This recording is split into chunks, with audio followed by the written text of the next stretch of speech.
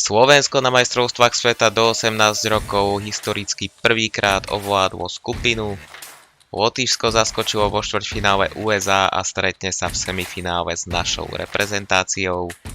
A Pavol Regenda neposilní Slovensko na majstrovstvách sveta 2026.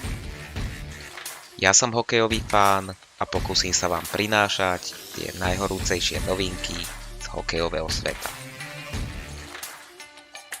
Slovenskí hokejisti sa stali víťazmi A skupiny na domácich majstrovstvách sveta hráčov do 18 rokov. V 4 dueloch sa im podarilo nazbierať spolu 10 bodov, čo predstavovalo v konečnom dôsledku o 1 bod viac, ako nazbierala druhá Kanada. Reprezentanti do 18 rokov vyhrali skupinu prvýkrát v histórii svetových šampionátov tejto vekovej kategórie. Slováci na úvod A skupiny šokujúco zdolali premiérovo v kategórii do 18 rokov rovesníkov z Kanady 2-1. Následne si hladko poradili s Nórskom v pomere 6-1.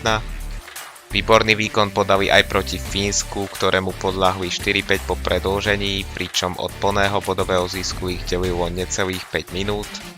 A skupinu zakončili nie úplne ľahkou výhrou proti výberu Lotyšska výsledkom 5-2. Lotyšsko zaskočilo vo štvrťfinále USA a stretne sa v semifinále s našou reprezentáciou. Spojené štáty síce v zápase prestrieľali svojho supera v pomere 45-16, no Lotyšov podržal skvelo chytajúci brankár Patrik Spluminc. Lotyšskí hokejisti sa postarali o najväčšie prekvapenie doterajšieho prebehu majstrovstiev sveta do 18 rokov na Slovensku. V pozícii outsidera v stredu vyradili zo šampionátu po víťazstve 5-2 rovesníkov z USA a premiérovo si zahrajú v semifinále.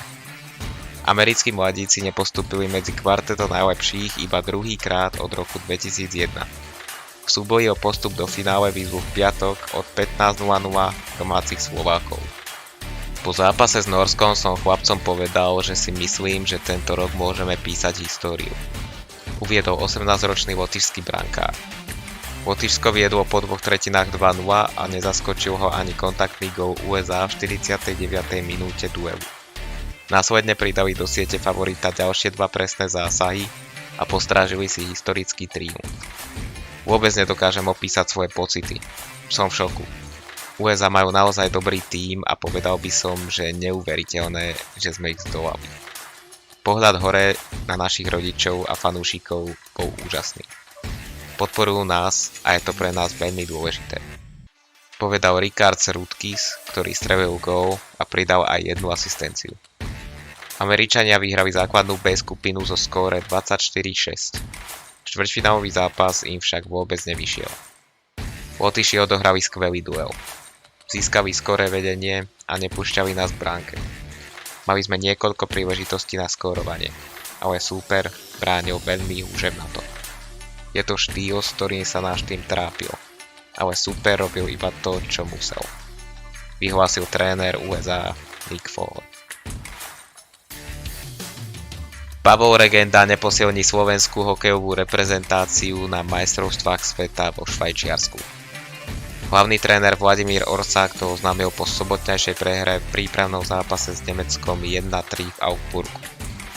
S Padom sme si niekoľkokrát telefonovali. Boli tam aj nejaké zdravotné veci, ale v prvom rade cíti, že má poslednú šancu zostať v Amerike a pobiť sa o NHL. Na to potrebuje dobrú letnú prípravu.